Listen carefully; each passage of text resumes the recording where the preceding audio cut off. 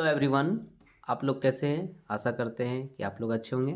तो चलिए आइए आज हम लोग पढ़ते हैं झारखंड शैक्षिक अनुसंधान एवं प्रशिक्षण परिषद रांची द्वारा छोड़ा गया मॉडल पेपर 2024-25 के लिए कक्षा 8 का विषय विज्ञान। समय 1 घंटा दिया जाएगा, पूर्णांक 50। ठीक है, तो सामान्य निर्देश कुछ दिए गए हैं, आप लोग पढ़ लीजिएगा। क्या लिखा है इस प्रश्न पत्र में? कुल 50 प्रश्न हैं, सभी प्रश्न अनिवार्य है। प्रत्येक प्रश्न के लिए 1 अंक निर्धारित है। ठीक है, प्रत्येक प्रश्न के लिए 4 विकल्प दिए गए हैं, सही विकल्प का चयन करें और गलत उत्तर के लिए कोई उत्तर ऋणात्मक अंक नहीं होंगे, यानी आपका गलत हो जाता है तो आपको कोई एक्स्ट्रा नंबर काटा नहीं जाएगा। ठीक है, चलिए आइए हम लोग आगे प्रश्न का उत्तर को समझते हैं और अपने तरीके से हल करते हैं। ठीक है, चलिए हम लोग पढ़ते हैं क्या लिखा है। पहला क्वेश्चन मेरे प्यारे बच्चों विज्ञान में है। पहला क्वेश्चन, सूक्ष्म जीव का निवास स्थान कहाँ है? सूक्ष्म जीव का निवास स्थान कहाँ है? वायु में, पानी में, जीवित वस्तुओं पर, उपयुक्त सभी। तो ये कहाँ पर हो जाएंगे? तो उपयुक्त सभी, यानी सूक्ष्म जीव यानी माइक्रो, जो एकदम छोटा छोटा जो जीव होता है वो सभी जगह निवास करते हैं, पानियों में भी और वायु में भी और जीवित वस्तुओं में भी, यानी उपयुक्त सभी। और एक मेरा ट्रिक्स है कि जब भी उपयुक्त सभी रहे, यानी इनमें सभी जब भी रहे तो उसमें ही टिक मारना है, लेकिन देख लेना अच्छा से। लेकिन जब नहीं जानते हो तो उपयुक्त सभी में ही टिक मारना है। चलिए आगे, इसमें इंग्लिश, आप जो इंग्लिश मीडियम के बच्चे देख रहे हैं वो तो समझते होंगे कि where is the habitat of the microbe? In air, in water, on living things, all of the above. तो ऑल ऑफ द एबव आप देख लीजिएगा, मैं फिलहाल हिंदी को ही करवाऊंगा। चलिए आगे देखते हैं हिंदी, है ना। तो क्या लिखा हुआ है, निम्नलिखित में कौन सा रोग मच्छर से फैलता है?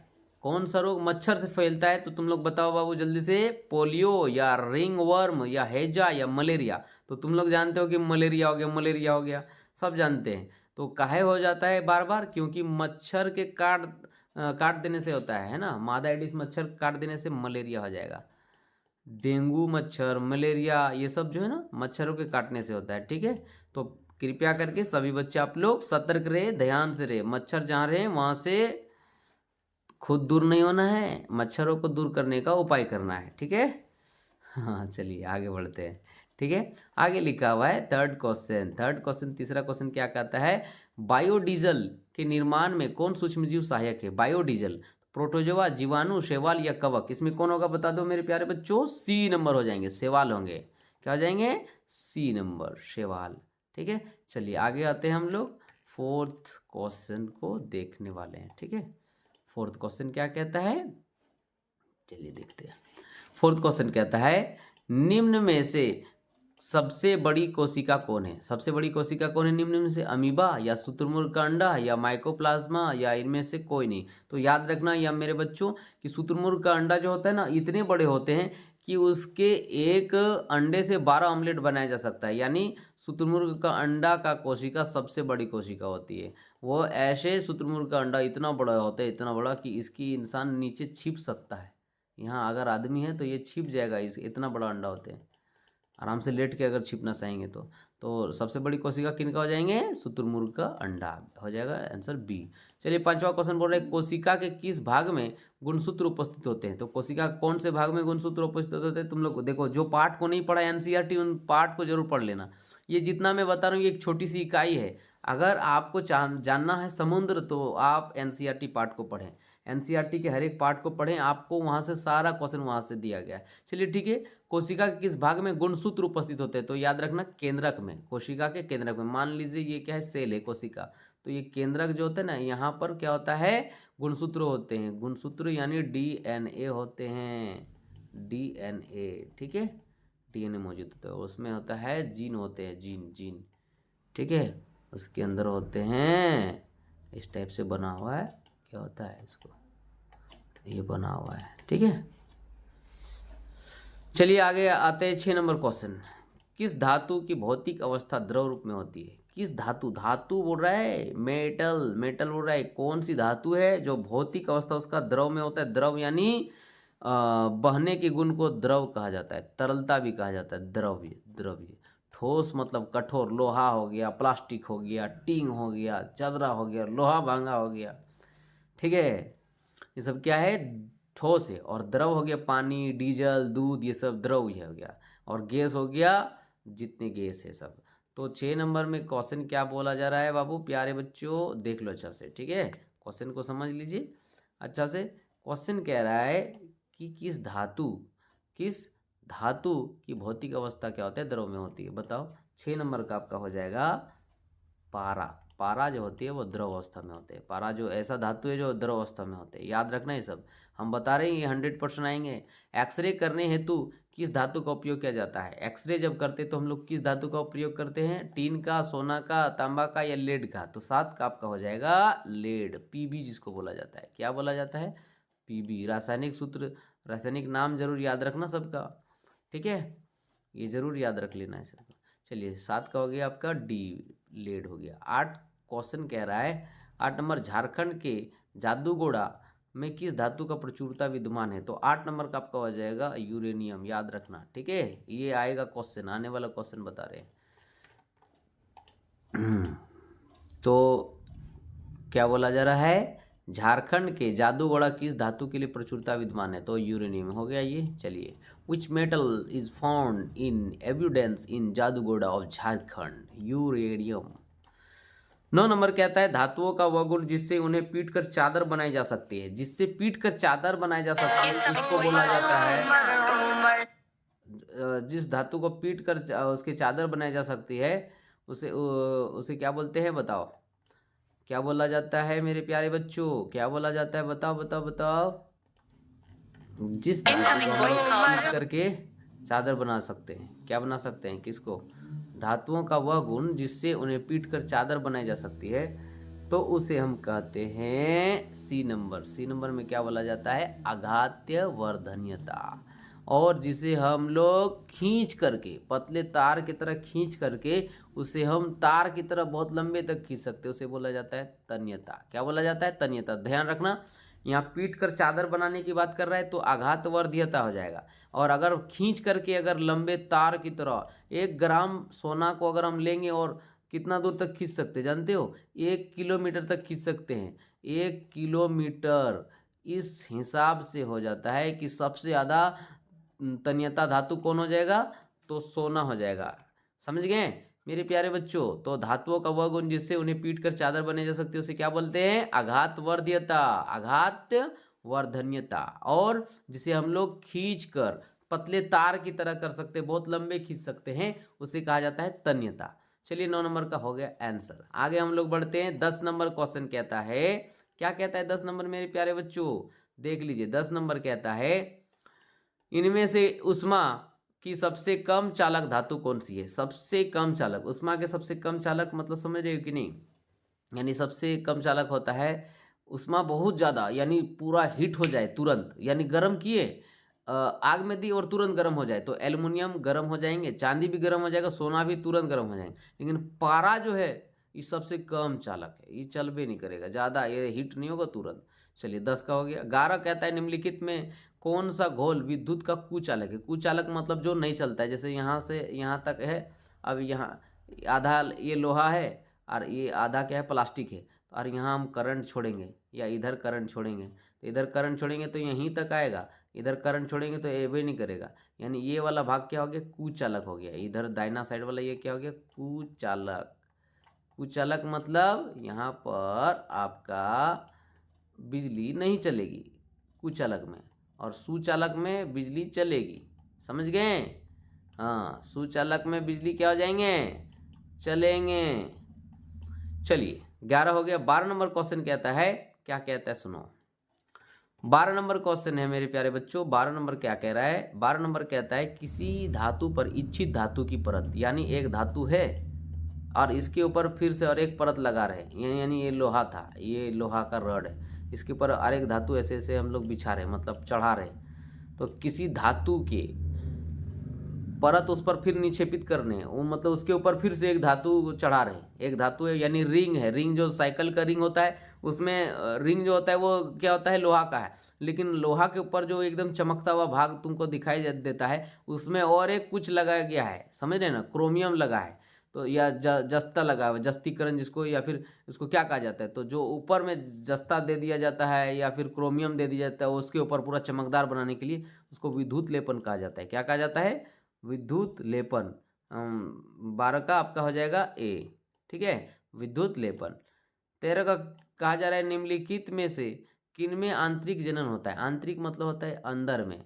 जो बच्चा, कोई भी जीव जंतु जो बच्चा अपना पेट के अंदर में ही मतलब बड़ा करे, उसको आंतरिक जनन कहेगा, या आंतरिक निषेचन भी बोलते हैं। ठीक है, आंतरिक जनन या आंतरिक निषेचन। लेकिन जो बच्चा बाहर में आके बड़ा होता है, यानी अंडा दे देते हैं, उसके बाद क्या होता है कि वो बड़ा होता है धीरे धीरे। मछली क्या करते हैं? अंडा देते हैं, हाँ ये नहीं होगा। ठीक है, मेढक अंडा देते हैं, हाँ ये भी। और स्टारफिश 13 का क्या हो जाएगा? बताइए, आंतरिक जनन है ना, स्टारफिश। स्टारफिश होगा। स्टारफिश 13, ये नहीं, ये भी अंडा देते हैं, मछली है। और डी नंबर मुर्गी, ये भी तो अंडा देते हैं। तो आपका कौन सा हो जाएगा बता दो? 13 का हो जाएगा डी नंबर। लेकिन क्या बोल रहे हैं? आंतरिक जनन। जनन क्या होती है? अंदर में जनन, अंदर जनन। ठीक है, मछली क्या होती है? बाहरी जनन होते हैं, मेंढक में भी होते हैं, स्टारफिश में, लेकिन मुर्गी में आंतरिक जनन होते हैं। 13। 14 नंबर में क्या हो जाएगा आपका? देख लेते हैं। 14 नंबर में कहा जा रहा है हाइड्रा में जनन की विधि क्या है? हाइड्रा की जो जनन विधि है, जैसे अमीबा में क्या होता है? द्विविभाजन होता है। ये अमीबा है, ये टूट जाता है ना, तो द्विविभाजन होगा। उसी प्रकार से हाइड्रा में जो होता है, ये हाइड्रा इस तरह से होता है और यहाँ से निकल जाता है थोड़ा थोड़ा, ऐसे ऐसे ऐसे होता है। और इस विधि को बोला जाता है मुकुलन। क्या कहा जाता है? मुकुलन कहा जाता है। तो 14 नंबर का हो जाएगा आपका मुकुलन। 15 का बोल रहा है पृथ्वी की सतह से ऊंचाई के बढ़ने के साथ साथ वायुमंडलीय दबाव क्या होता है? घटता है या बढ़ता है? तो पृथ्वी की सतह से आप जब ऊंचाई ऊपर जाओगे, ऊपर की ओर जाओगे, तो क्या हो जाएगा? पृथ्वी का उसका वायुमंडल का दाब घटेगा या बढ़ेगा? तो याद रखना एक चीज़, एकदम गौर करना मेरे प्यारे बच्चों। जब ऊपर आप जा रहे हो तो वायुमंडल जो हो जाएगा धीरे धीरे घटेगा, ऊपर में आप सांस ही नहीं ले पाओगे, तो क्या हो जाएगा? घटेगा। तो पृथ्वी की सतह से जब ऊंचाई के बढ़ने के साथ साथ वायुमंडल दबाव क्या हो जाएगा आपका? घटता है, क्योंकि वहाँ वायु है ही नहीं, तो धीरे धीरे वायु खत्म हो रहा है, तो वायुमंडल दाब घट रहा है ना। चलिए इसके आगे बोल रहा है दाब का मात्रा क्या होता है? पास्कल होता है। दाब का मात्रा क्या होता है? पास्कल। याद रखोगे, ठीक है। ये क्या होते हैं, मतलब समझने वाला है, ये याद रखने वाला, ये कंसेप्चुअल नहीं है, फैक्चुअल है। फैक्चुअल मतलब उसको कहा जाता है जो याद रखना है आपको। तो जैसे दाब का मात्रक, जैसे A+B का होल स्क्वायर, तो उसी प्रकार से दाब का मात्रक क्या है? पास्कल है। पास्कल जी ने दाब को इसका मात्रक का खोज किया, इसलिए पास्कल। पास्कल एक वैज्ञानिक है, इसलिए इसका नाम दे दिया है पास्कल। उसी के सम्मानित के लिए पास्कल रख दिया गया, ठीक है। और न्यूटन वर्ग मीटर भी है, तो पास्कल भी है और न्यूटन वर्ग मीटर भी है ना। तो इसलिए क्या हो जाएगा? दोनों हो जाएगा, ये हो जाएगा सी नंबर, है ना। पास्कल भी, न्यूटन वर्ग मीटर भी है, दोनों हैं। जब दोनों रहेगा तो दोनों मारना, और इनमें से अगर पास्कल रहे, ये नहीं रहे, तो पास्कल मार देना। अगर ये रहे और पास्कल नहीं रहे तो ये वाला मारना, न्यूटन प्रति वर्ग मीटर मारना, ठीक है। और इस तरह से हम लोग का 16 क्वेश्चन भी पूरा हो जाता है। चलिए आगे अब हम लोग बढ़ते हैं 17 नंबर। 17 नंबर क्या कहता है क्वेश्चन, देख लेते हैं बारी से, है ना, बारी बारी। 17 नंबर कहता है 17 नंबर कहते हैं निम्नांकित बलों में कौन सा संपर्कित बल है? कौन सा बल संपर्कित है, यानी कौन सा बल हम लोग टच करते हुए उसमें बल लगता है, यानी टच कर रहे हैं, संपर्क कर रहे हैं, संपर्कित बल। तो गुरुत्व बल, चुंबकीय बल, स्थिर विद्युत बल या घर्षण बल। तो 17 नंबर का आसान से भाषा में तुम देख सकते हो, संपर्क होते हुए कौन सा बल लगता है? घर्षण, घिसता है, समझ रहे कि नहीं? देखते हैं टायर एकदम घिस जाता है, किसके कारण? घर्षण बल के कारण। और घर्षण बल को ही क्या कहा जाता है? संपर्कित बल भी कहा जाता है। चलिए 18 नंबर का क्वेश्चन देखते हैं। निम्नलिखित में कौन सा पदार्थ दहनशील है? तो जो जलने वाला पदार्थ है, जो ये सॉरी अदहन बोल रहा है, यहाँ ध्यान रखना मेरे प्यारे। जैसे हमने कहा दहनशील बोल रहे हैं, अदहन मतलब जो नहीं जलेगा उसको अदहन बोलेंगे, और जो जलेगा वो दहनशील है, ठीक है। तो ये क्वेश्चन एक आएगा 110%, मैं कसम खा के कह रहा हूँ ये आएगा, लिख लो। अदहनशील बोला जाएगा तो तुम क्या बोल दोगे? पत्थर अदहन है, समझ रहिए ना। अदहनशील पत्थर बोल देना। और क्या होता है? अदहन, बालू बोल देना, अदहन है। लेकिन कोयला तो ये दहनशील है मेरे प्यारे, लकड़ी जल जाएगा, पेट्रोल भी जल जाएंगे। देखो पत्थर जो है वो जलेगा नहीं, डी नंबर हो जाएगा। तो 18 का क्या हो जाएगा, डी। अदहन का मतलब समझ गए ना। हाँ चलिए आगे बढ़ते हैं हम लोग 19 क्वेश्चन को करते हैं। 19 नंबर क्वेश्चन क्या कह रहा है, क्वेश्चन है आपका, किसी पदार्थ के दहन का पोषक पदार्थ है। कोई भी पदार्थ के दहन का पोषक पदार्थ क्या है, मतलब कोई भी पदार्थ, किसी पदार्थ मतलब पदार्थ या कोई भी चीज़, ऐसी चीज़ जिसे हम देख सकते हैं छू सकते हैं वो पदार्थ है, ठीक है, वस्तु भी है पदार्थ भी है। अब बोल रहे दहन का पोषक पदार्थ, दहन यानी जलने के लिए क्या क्या उसको चीज़ की जरूरत पड़ेगा, कार्बन की, जल की, ऑक्सीजन की, या कार्बन मोनोऑक्साइड की। तो 19 नंबर का आप क्या हो जाएगा, क्या नंबर हो जाएगा, सी नंबर। यानी ऑक्सीजन के बिना ना कोई चीज़ जलेगा ना कोई चीज़ चलेगा, चाहे पंखा हो या कोई भी हो, जहाँ ऑक्सीजन नहीं होगा वहाँ पर कुछ भी नहीं होगा। चलिए आइए हम लोग 20 नंबर देखते हैं, क्या बोल रहे, किसी ज्वाला, ज्वाला ज्वाला समझ रहे हो, ज्वाला यानी जलने, जलने की प्रक्रिया, ये जैसे एक मोमबत्ती है मेरे प्यारे, ठीक है, तो ये ज्वाला, ज्वाला का है, ठीक है। अब यहाँ ज्वाला का कितना भाग होता है तुम लोग जानते हैं, बोल रहे किसी ज्वाला का सबसे अधिक गर्म भाग कौन सा होता है, ये वाला भाग सामने है, ये वाला भाग मध्य होता है, ये वाला भाग सबसे ऊपर में होता है। सबसे ऊपर वाला में एकदम अधिक गर्म होगा, यहाँ पर ये वाला भाग में अधिक गर्म, एकदम हाई हो जाएगा। यहाँ पर सीधा लिख दो ना हाई, यहाँ वाला में मीडियम, और यहाँ पर लो, HML याद रखना, ठीक है, ये वाला भाग। तो ये है सबसे, बोल रहे किसी ज्वाला में सबसे अधिक गर्म वाला बोला तो एकदम ऊपर में, ठीक है, यानी लाल वाला ये वाला भाग, ये तो क्या हो जाएगा, सबसे बाहरी भाग, यानी सबसे बाहरी भाग 20 का क्या हो जाएगा, 20 का ए नंबर। देखो ये सबसे बाहरी भाग है, ये मध्य भाग है, और ये आंतरिक भाग एकदम यहाँ, ठीक है। चलिए अब हम लोग स्टार्ट करते हैं 21 नंबर। 21 नंबर क्वेश्चन क्या कहता है, 21 नंबर क्वेश्चन कह रहा है कि निम्नलिखित में से कौन दो गुणसूत्र मिलकर नर शिशु के रूप में विकसित होता है।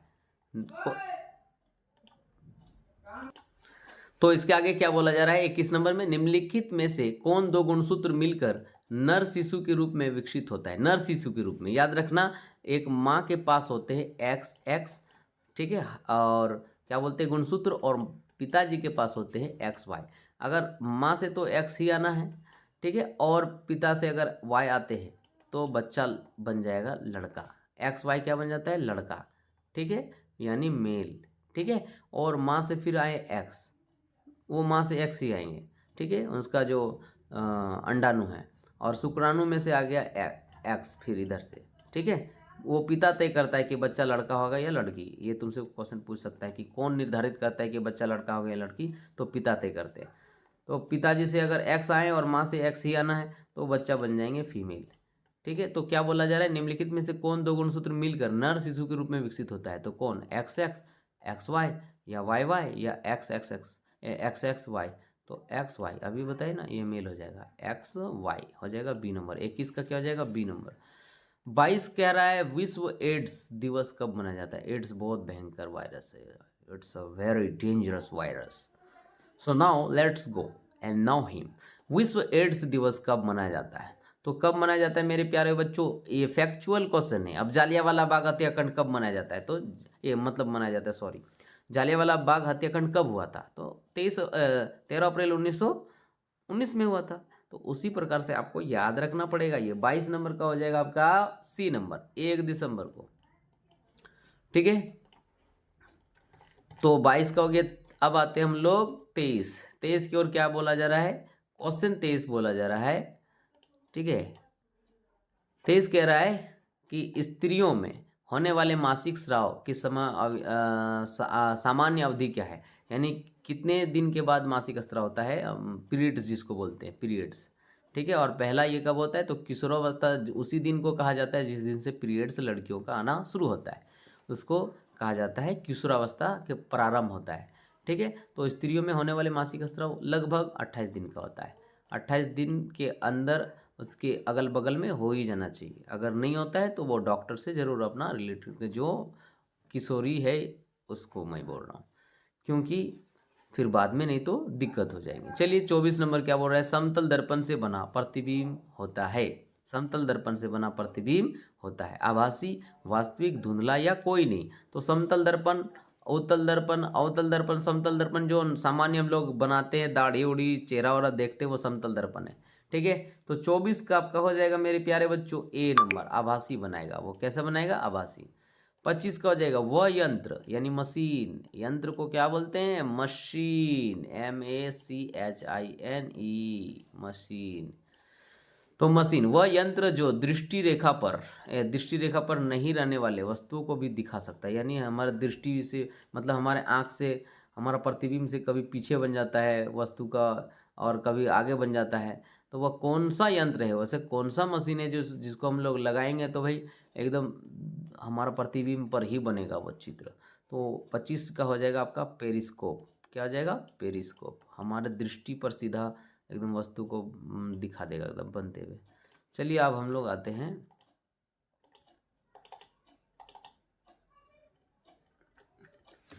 25 नंबर। 25 नंबर में क्या कह रहा है यार? देखो इधर 25 नंबर कह रहा है वह यंत्र हो गया, ये तो 25 नंबर हो गया पेरिस्कोप। 26 नंबर कह रहा है आँख में प्रवेश, है ना, आँख में प्रवेश करने वाली प्रकाश किरणों को कौन नियंत्रित करता है? तो आँख में जो प्रवेश करता है, जैसे ये आँख हो गया, ठीक है, आपका ये हो गया आँख, जो है ये आँख हो गया। अब यहाँ से प्रवेश कर रहा है, एकदम लाइट पार हो रहा है धीरे धीरे। यहाँ है रेटिना है इधर, यहाँ पर इस भाग में, ठीक है। तो ये आँख में प्रवेश करने वाले प्रकाश के किरण को नियंत्रित, मतलब बहुत ज़्यादा रोशनी नहीं आने देते, कौन मतलब ये करता है, कंट्रोल करता है। तो याद रखना ये 26 का जो हो जाएगा आपका ए नंबर हो जाएगा, यानी ये जो आपका पुतली है यहाँ पर, ऐसे पुतली जो है ये पुतली कंट्रोल करता है। ठीक है मेरे प्यारे बच्चों, 26 का हो जाएगा ए। ठीक है, 27 हो जाएगा वर्षा ऋतु में बोए जाने वाली एवं अक्टूबर में दिसंबर तक, क्या हो रहा है, अक्टूबर से दिसंबर तक फसल की कटाई होने वाली फसलें कहलाती है। जो भी फसलें अगर वर्षा ऋतु में बोई जाती है और अक्टूबर से दिसंबर तक फसल की कटाई होती है, तो याद रखना ऐसी जो भी फसल है उसको क्या कहेंगे हम लोग उसको बोलते हैं रबी फसल, रबी। ठीक है, क्या बोलते हैं इसको? रबी फसल बोलते हैं। ठीक है, यानी हम लोग उसको बोलते हैं बहुत ज़्यादा ये होता है ना, दिसंबर में काटते हैं एकदम बहुत ज़्यादा क्या बोलते हैं, धूप होती है। चलिए 27 नंबर हो गया। 28 नंबर पर आते हैं, क्या बोल रहा है? स्वपोषी का उदाहरण है। स्वपोषी जो क्या बोलते हैं, जो अपने ऊपर निर्भर होता है, दूसरों के ऊपर निर्भर नहीं होता है, स्वपोषी पोषण कहलाता है। ठीक है, तो 28 का आपका हो जाएगा, क्या हो जाएगा, जैसे गाय, ये दूसरे के ऊपर निर्भर है। गाय अगर घास के पास नहीं जाएंगे तो क्या मतलब, गाय घास नहीं खाएगी तो क्या करेंगे? बकरी भी घास खाती है, दूसरे के ऊपर निर्भर होती है। स्वपोषी मतलब जो अपने से भोजन बनाते, कहीं जाते नहीं। तिलचट्टा भी शिकार का मतलब वो आहार ढूंढता है, ये सर्वाहारी है तिलचट्टा, है ना। और गाय भी घास खोजते हैं, तो फल उल तो जो भी दे दे खा जाएंगे। बकरी भी, अमरूद का पेड़ कहीं नहीं जाता है बेटा, अपने एक जगह में आराम से ठाट से रहेगा, सब उसको वहीं पर मिल जाएंगे सारा चीज़। ठीक है, चलिए हम लोग तो इतना तो समझ में आ गया मेरे प्यारे बच्चों। स्वपोषी का उदाहरण क्या है? अमरूद का पौधा। अमरूद का पौधा क्या हो जाएगा? स्वपोषी होगा। गाय क्या हो जाएंगे? विषमपोषी। बकरी विषमपोषी, तिलचट्टा विषमपोषी, और अमरूद का पेड़ स्वपोषी होंगे। 28 नंबर हो गया। चलिए अब हम लोग 29 की ओर आगे बढ़ते हैं। 29 नंबर क्या बोला जा रहा है? क्या बोला जा रहा है, देख लीजिए मेरे प्यारे बच्चों, है ना। क्या बोला जा रहा है? हार्वेस्टर मशीन द्वारा फसल की डैश की जाती है। क्या जाए? जुताई, भंडारण, कटाई, ढुलाई। तो सिंपल सी बात है, जुताई करते हैं। हार्वेस्टर मशीन क्या करता है? हार्वेस्टर क्या मशीन करता है बताओ? हार्वेस्टर मशीन करता क्या है आखिर? कटाई करते हैं, जुताई करते हैं, बताओ। तो हार्वेस्टर, अच्छा ट्रैक्टर जो है वो जुताई करेगा। ठीक है ठीक है ठीक है, हार्वेस्टर मशीन जो है उसके द्वारा फसल की कटाई की जाती है। हार्वेस्टिंग देखा जाए, हार्वेस्टर यानी हार्वेस्टिंग किया जाता है, यानी क्या हो जाता है, कटाई की जाती है। 30 नंबर में क्या बोल रहा है? बड़े शहरों में रात्रि में चांद, बहुत बड़े बड़े शहर जो होते हैं ना, वो रात के समय में चांद, तारे और ग्रह उपग्रह क्यों नहीं दिखाई देते हैं? कारण क्या जानते हैं मेरे प्यारे बच्चों? आसान भाषा में बोला जा सकता है। क्यों? क्योंकि वहाँ इतने ज़्यादा धूल होते हैं, धुएं से भरे आसमान में कहीं खो जाते हैं बेचारा। चांद, तारे, ग्रह उपग्रह सब चाहता है कि हम आएँ, दिखाएं अपने चांदनी को, अपने रोशनी को, आसमान उसको आसमान में कौन, धुएं और धूल जो इतना गंदा करके रख दिया है शहर के लोग ने, उसको वो ढक दिया है, इसलिए वो सब अपना नहीं दिखा पाते हैं कुछ भी। तो इस तरह से हम लोग 30 नंबर को जान गए। अब आइए हम लोग 31 क्वेश्चन प्रश्न को पढ़ते हैं। 31 प्रश्न क्या कहता है, सबसे दूर का ग्रह कौन है, सबसे दूर। तो ग्रह कितने हैं हमारे, सूरज ये है, तो हमारा ये ग्रह 1 2, पहले 9 था, अब कितना हो गए, 8 हो गए ना, 1 2 3 4 5 6 7, ठीक है। तो इसमें सबसे अंतिम ग्रह कौन है इसमें से, तो यहाँ पर जो ऑप्शन दिया रहेगा उसी के अंदर देखना, नेपच्यून, शुक्र या शनि है, जो ऑप्शन दिया रहेगा उनमें से, ठीक है। तो हम लोग जैसे ये हो गया आपका, ये सन है, ठीक है, तो हम लोग कितना नंबर में है, तीसरा नंबर में है। ये हो गया पृथ्वी, अर्थ, यानी इसको संडे बोलिए, इसको संडे बोलिए। संडे से पहले क्या आता है, शनिवार, उससे पहले क्या आता है, शुक्र, तो ये शुक्र हो गया। उससे पहले कौन आते हैं, शुक्र शनि हैं, ये बृहस्पति, बृहस्पति से क्या होता है, सोमवार मंगल बुध, बुध लकीवार, बुध, ये बुध है, ठीक है, शुक्र है, उसके बाद ये मंगल, सोमवार के बाद एतवार, एतवार के बाद सोमवार आता है, एतवार को छोड़िए, यहाँ मंगल, ये वाला मंगल, मंगल के बाद बुध आता है, बुध को छोड़िए, लकीवार यानी बृहस्पति, ये हो गया। फिर क्या हो जाएगा, अरुण और वरुण, यानी 31 नंबर का आपका क्या हो जाएगा प्यारे बच्चों, बताओ। तो 31 नंबर का हो जाएगा ए नंबर, नेपच्यून, ठीक है, नेपच्यून है इसमें सबसे दूर का ग्रह। 32 नंबर कहा जा रहा है, क्या कहा जा रहा है, देख लेते हैं 32 नंबर क्वेश्चन। 32 नंबर कह रहा है क्या, खगोलीय पिंडों की दूरी को किस इकाई में मापा जाता है। खगोलीय जो पिंड होता है उसको प्रकाश वर्ष में मापते हैं, खगोलीय पिंड की दूरी किस में मापते हैं, प्रकाश वर्ष, यानी लाइट को भी जाने में 100 साल लग जाता है, 200 साल लग जाता है, लाखों साल लग जाता है लाइट को, जबकि 1 सेकंड में, जानते हो 1 सेकंड में लाइट की स्पीड कितनी होती है, 1 सेकंड में लाइट की स्पीड होती है 3 लाख किलोमीटर। कितना लाख किलोमीटर, 3 लाख, 3 लाख किलोमीटर, इकाई दहाई सैकड़ाई हजार दस लाख, 3 लाख किलोमीटर कितना होता है 1 सेकंड में। सोच सकते हैं 32 का, खगोलीय पिंडों की दूरी को किस में मापते हैं, प्रकाश वर्ष में। 33 का, 33 का हो जाएगा, किस घर्षण की अपेक्षा सर्पी घर्षण कम होता है, सर्पी घर्षण किस घर्षण की अपेक्षा कम होता है। 33 का हो जाएगा मेरे प्यारे बच्चों ए नंबर, स्थैतिक घर्षण। कौन सा, स्थैतिक घर्षण जो होता है वह सर्पी घर्षण से कम होते हैं। 34 नंबर क्या कहा जा रहा है, तरल यानी हवा या जल। तरल क्या होता है, हवा या जल में गति करने वाली गति को उचित आकार देकर घर्षण बल क्या किया जा सकता है, डैश किया जाता है। क्या किया जा सकता है, डैश किया जा सकता है। क्या किया जा सकता है बताओ, घटाया जा सकता है, बढ़ाया जा सकता है, यानी अधिक किया या कम या समाप्त या इनमें से कोई नहीं। तो 34 का मेरे प्यारे बच्चों हो जाएगा, कम किया जा सकता है। क्या किया जा सकता है, कम, ठीक है। चलिए आगे आइए, हम लोग बढ़ते हैं क्वेश्चन नंबर 35 की ओर। 35 क्वेश्चन नंबर क्या कहता है, 35 क्वेश्चन कहता है, किस आकृति की वस्तु पर तरल घर्षण कम हो जाता है। क्या बोल रहे, किस आकृति की वस्तु, कौन सी आकृति है ऐसी वस्तु जो तरल घर्षण, जो उसका तरल नीचे वाला घर्षण कम हो जाता है, आयताकार का, वर्गाकार का, नौकाकार का या वृत्ताकार का। तो 35 का आपका हो जाएगा मेरे प्यारे बच्चों नौकाकार। नौकाकार देखे हो, अरे नौका, नौका नहीं देखे हो, नौका, नौकाकार जो होता है वो तरल नीचे का घर्षण को क्या कर देता है, कम कर देता है, स्पीड से भागता है। नौका देखते हो पानी में कैसे स्पीड जाता है, हाँ, इसलिए नौकाकार वस्तु। चलिए आगे है 36 क्वेश्चन, प्रथम पूर्ण रूप से संश्लेषित रेशा किसे कहा जाता है। प्रथम यानी सबसे पहला, पूर्ण रूप से, पूर्ण मतलब पूरे पूरे, 100% नहीं बोलते, प्योर कॉटन, 100% संश्लेषित रेशा किसे कहा जाता है। 36 का, तो 36 का आपका हो जाएगा मेरे प्यारे बच्चों नायलॉन जो होता है वो प्रथम पूर्ण रूप से संश्लेषित रेशा होते हैं। चलिए आते हैं इसके आगे क्वेश्चन, समझे कि नहीं, which is the called the first fully synthetic fibre.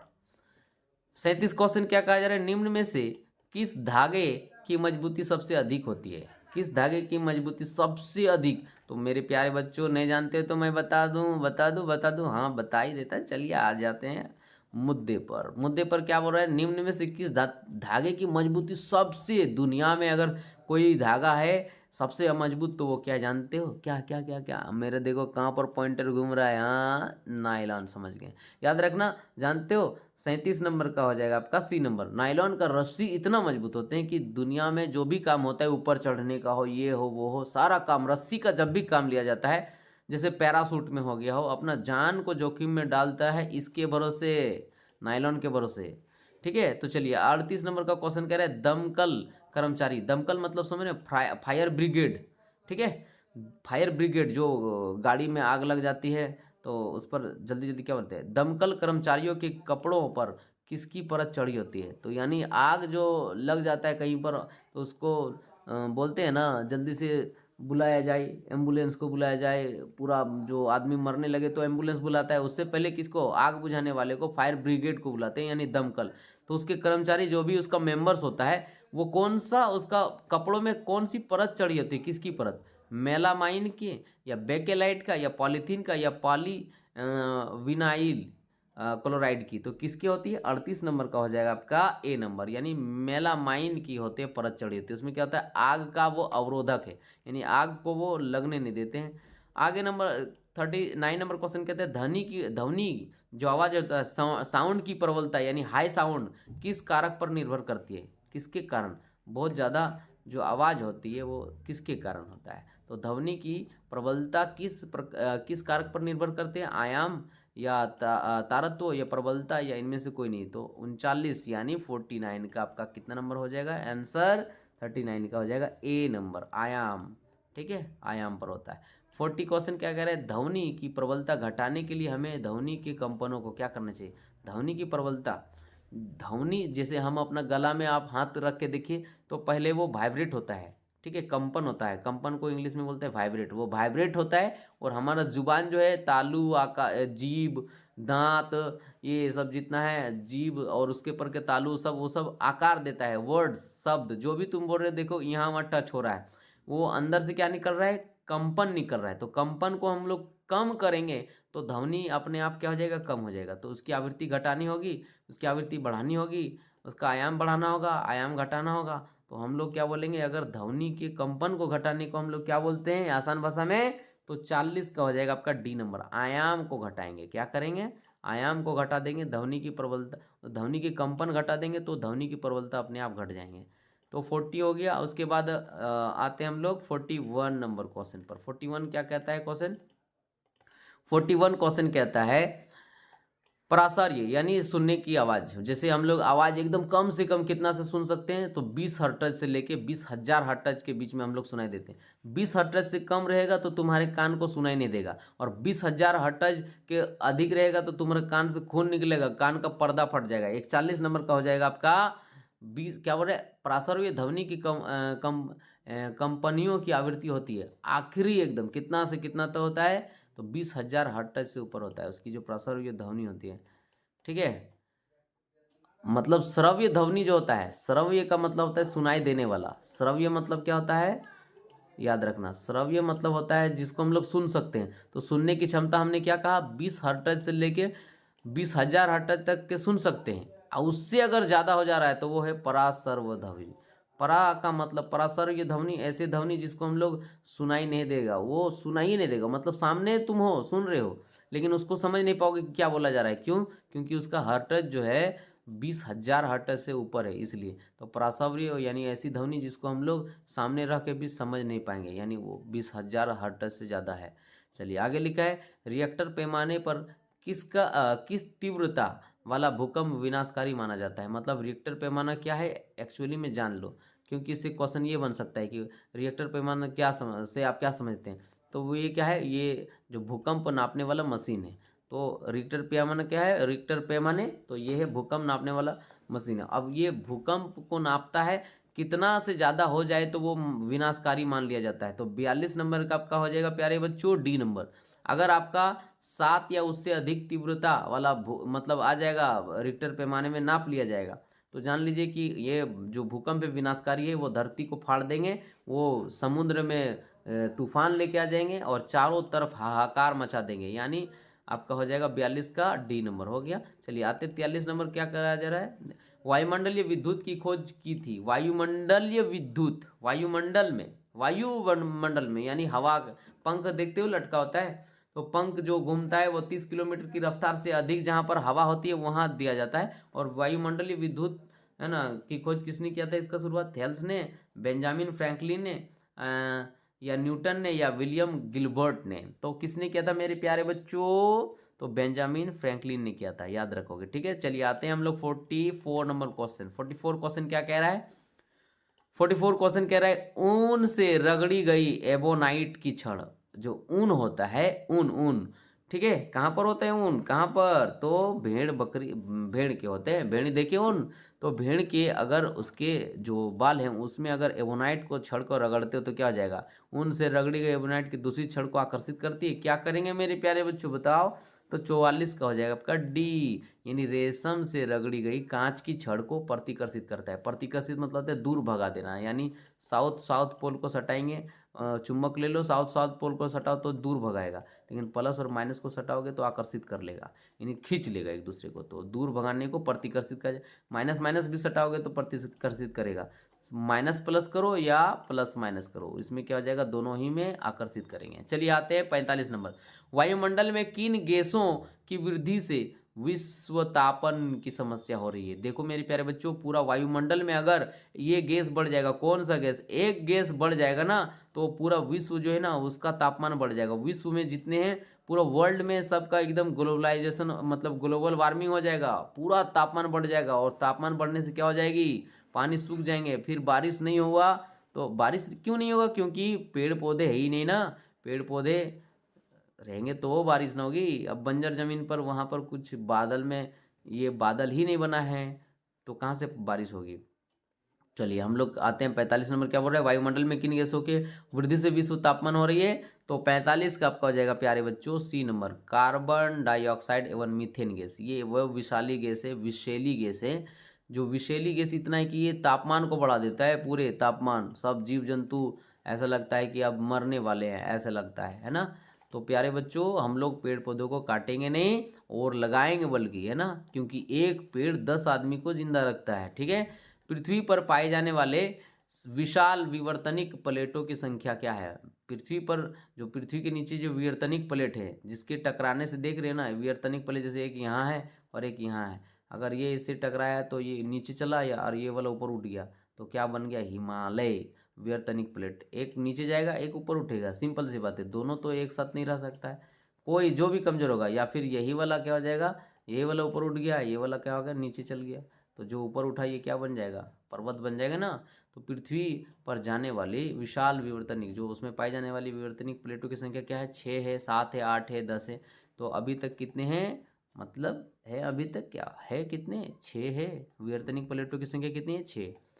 Taj Mahal में लगे पत्थरों को का क्षरण हो रहा है। देखो ताजमहल में जो पत्थर लगे हैं उसका क्षरण हो रहा है, मतलब वो इतना ज़्यादा अच्छा था, इतने ज़्यादा खूबसूरत थे कि उसका कोई कहा, मतलब दुनिया के 7वें अजूबा में से वो भी है ताजमहल। तो आप सोच सकते कितना अच्छा था, और आज भी है, लेकिन उसका क्षरण हो रहा है, यानी उसका खराब हो रहा है, धीरे धीरे खत्म हो रहा है। तो इसका मुख्य कारण है अम्ल वर्षा, विश्व तापन या सीएनजी एलपीजी। तो मेरे प्यारे बच्चों, जो इतना ज़्यादा आसमान में, ये सब आसमान में यहाँ धूलकण है और यहाँ वर्षा होती है, यहाँ यहाँ यहाँ वर्षा होती है, तो इससे इससे इससे मिल के क्या होता है, पानी क्या हो गया, जो आसमान का जो पानी तो सबसे शुद्ध जल होता है, और वो इस गैसों से मिल के ये क्या हो जाएगा, ये गैस से मिल के क्या बन जाता है, अम्ल गुण आ जाता है, किसमें, पानी में। और फिर जब नीचे ये धरती पर आती है तो ये हो जाता है अम्ल वर्षा। तो अम्ल वर्षा के कारण क्या होता है, जितने भी अच्छे अच्छे धरोहर है सारा का सारा क्या हो जाता है मेरे प्यारे बच्चों,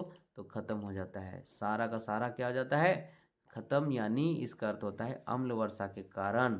यानी 47 का ए नंबर हो जाएगा, जो क्या करता है, जो ताजमहल में लगे पत्थर है उसका क्षरण हो रहा है, अम्ल वर्षा।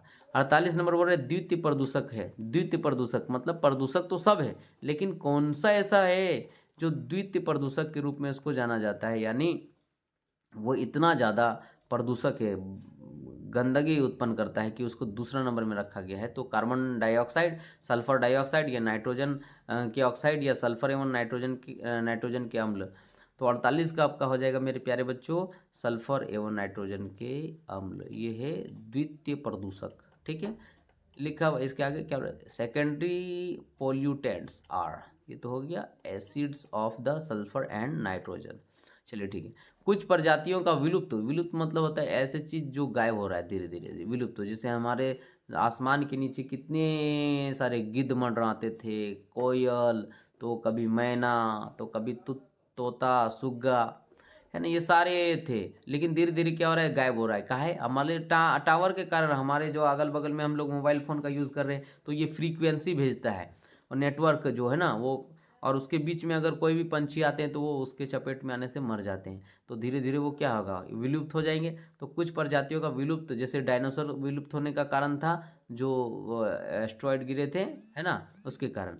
विलुप्त होने और गायब होने के क्या कारण है, तो किसके कारण, आवासों का विनाश, पेड़ लगाना, वनों का संरक्षण या शिकार, ऐसे क्या कर रहे हैं। या फिर देखो यहाँ पर, यहाँ एक और दो दोनों, या तीन और चार दोनों, दो और तीन, या एक और चार। तो आपका ए बी सी डी में क्या हो जाएगा, 49 नंबर का आपका हो जाएगा डी नंबर, यानी एक और चार। देखो, आवासों का विनाश, है ना, जो आवास है, हम लोग उसको, पेड़ को, पौधों को, जो जंगलों में रहता था उसके पेड़ पौधों को, है ना, सब हम लोग काट दिए। हमने जंगलों को काट दिया, वो जंगल जहाँ पर बहुत सारे जीव जंतु, बहुत सारे जानवर और बहुत सारे ऐसे पंछी रहा करते थे, है ना, सबको काट दिए। हम लोग शिकार कर रहे हैं और हम लोग आवास का विनाश कर रहे हैं, जिसके कारण, यानी एक और चार, ये वनों का संरक्षण नहीं, पेड़ लगाना, ये सब तो दोनों के कारण तो विलुप्त नहीं, बल्कि जो विलुप्त हो रहा है वो सब बच सकता है अभी भी। पेड़ लगाओ और वनों का संरक्षण करो, बचाओ, वनों को बचाओ। तो एक और चार के कारण, यानी डी नंबर जो है, आवासों का विनाश और शिकार के कारण क्या हो रहा है, प्रजातियां विलुप्त हो रही है। 50 नंबर और आखिरी क्वेश्चन है। देखिए मेरे प्यारे बच्चों, आप लोग से मैं यही कहूँगा कि अगर इसी तरह वीडियो अगर पाना चाहते हैं तो मेरे इस चैनल को सब्सक्राइब कर लीजिए। और मुझे अगर आप प्यार करोगे, प्यार दोगे, तो निश्चित रूप से है कि मैं आपके लिए एकदम सारा ऐसा वीडियो बनाऊंगा जो आपको लगे कि मतलब सामने में कोई सर हमको समझा रहे हैं। सब आपको बहुत ही अच्छा लगेंगे। आप जैसे बोलेंगे उस तरह हम पढ़ाएंगे। बस आप लोग सपोर्ट करें और आगे शेयर कर दीजिए, सबको बोलिए सब्सक्राइब कर दीजिए चैनल। आप लोगों के प्यार की आवश्यकता है। मैं इसी तरह आगे समझाते रहूँगा, ठीक है। पेट्रोलियम का कौन सा उत्पाद सड़क निर्माण हेतु उपयोग में लिया जाता है, तो पेट्रोलियम, पेट्रोलियम एक अलग चीज़ है, ठीक है। पेट्रोलियम से बनता है क्या, जानते हो मेरे प्यारे बच्चे, पेट्रोलियम से बनता है पेट्रोल, ठीक है। पेट्रोलियम से बनता है पेट्रोल, डीजल, पॉलीथीन, ठीक है, सीएनजी, एलपीजी, ये सब सब जो है ना, किससे बनता है, पेट्रोलियम से। पेट्रोलियम ही पेट्रोल नहीं है, मत समझना, ठीक है, इसका अलग प्रोसेस है, इसको अलग प्रोसेस है बनने का। तो पेट्रोलियम का कौन सा उत्पाद सड़क निर्माण हेतु उपयोग में लिया जाता है, तो कोक या गैस या विटामिन या पेट्रोल। तो पेट्रोलियम का कौन सा चीज़ जो है, तो पेट्रोलियम क्या हो जाएगा मेरे प्यारे बच्चों, विटामिन्स होता है, ठीक है। Which product is of petroleum is use for the road constructions, coke, gas, bitumen या पेट्रोल, तो बिटुमिन हो जाएगा, ठीक है। तो 50 का आपका क्वेश्चन हो गया। तो ठीक है बच्चों, प्यारे बच्चों, आगे मिलते हैं आगे वीडियो में, ठीक है, बाय। चलिए।